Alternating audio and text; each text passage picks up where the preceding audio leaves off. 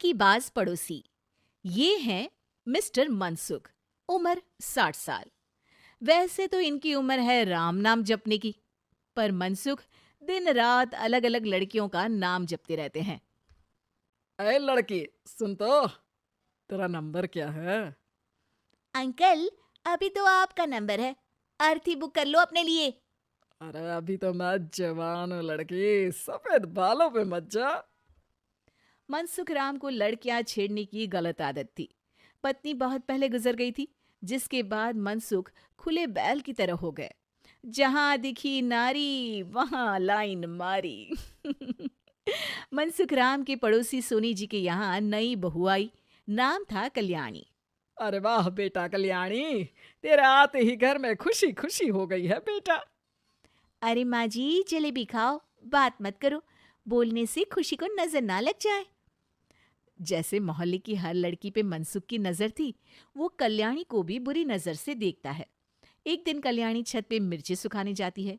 दूसरे छत पे खड़ा मनसुख गाना गाने लगता है। उफ उफ मिर्ची, हाय हाय मिर्ची, देखे तो तुझे लग जाए मिर्ची। कल्याणी को लगता है कि यूं ही गा रहे हैं, शौकिया तौर पर ये तो होता ही रहता है। एक दिन कल्याणी आंगन में पौधों को पानी दे रही होती है। फूल हूँ गुलाब का चमेली का न समझना, आशिक हूँ मैं आपका सहेली का न समझना। कल्याणी को ये बात बहुत अजीब लगती है, क्योंकि शायरी बोलते वक्त मनसुख उसी की तरफ देख रहा था। वो अंदर जाती है और अपनी सास को कहती है, ये जो हमारे पड़ोसी हैं। अरे दूर रहना उससे। हाँ, दूर ही रहूंगी, पर ये थोड़े अजीब नहीं है? अरे अजीब आवारा ठरकी पता नहीं क्या क्या आदमी है वो। हर लड़की पर नजर डालता है वो। उसकी उम्र की वजह से कोई उसे कहता नहीं, बाकी उसे आसपास रखना भी नहीं चाहिए।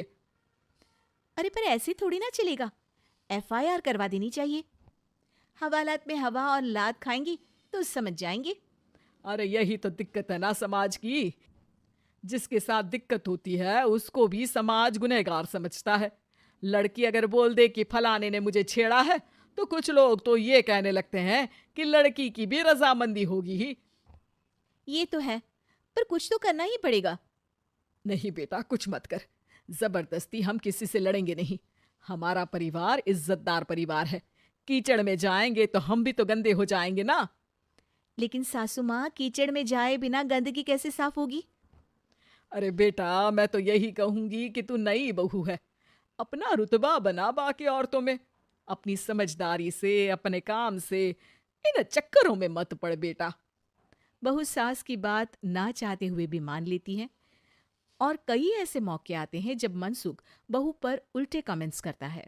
जैसे एक दिन जब बहू छत पर सफाई कर रही होती है, तो मनसुख छत पे आकर गाना गाने लगता है। तेरा ध्यान किधर है, तेरा हीरो इधर है, तेरा हीरो इधर है।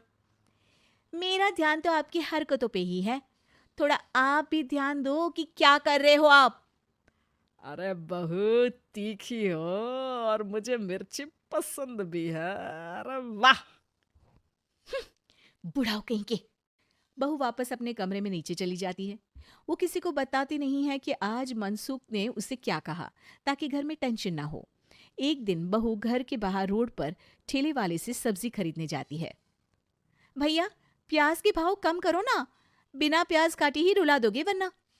तभी बहू की नजर मनसुख पर पड़ती है, जो वहां से गुजर रही एक लड़की को देखकर कहता है, शीशी भरी गुलाब की पत्थर पे फोड़ दूं, तेरे लिए तो जाने मन जीना भी छोड़ दूं। लड़की सहम जाती है। उसकी उम्र शायद 18-19 साल की रही होगी।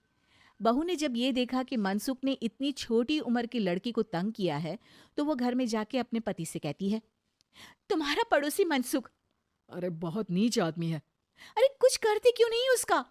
अरे मैं क्या करूं? पड़ोस में गंदगी है, हटानी तो पड़ेगी ना। मेरा साथ दोगे?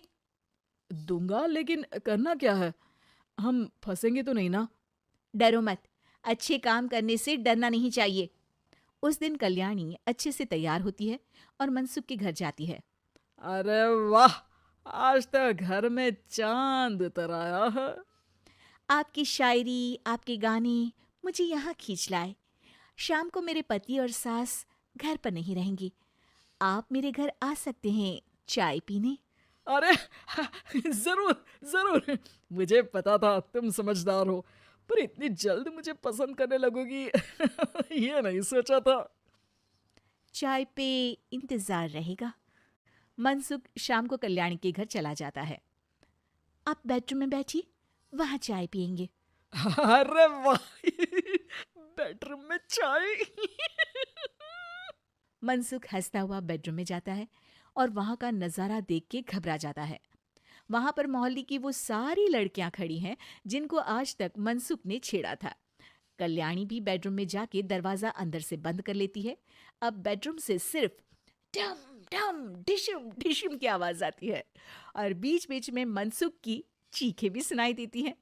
अरे माफ कर दो बिटिया, अरे नहीं नहीं नहीं, अरे डंडे से नहीं, अरे अरे लग जाएगी, अरे आई।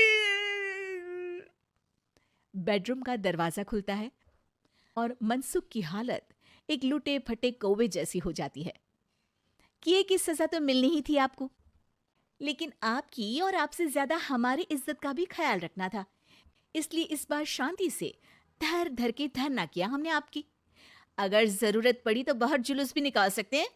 आप ऐसी गलती नहीं करूंगा, मुझे माफ कर दो। बहू मनसुख को बाहर छोड़ने जाती है।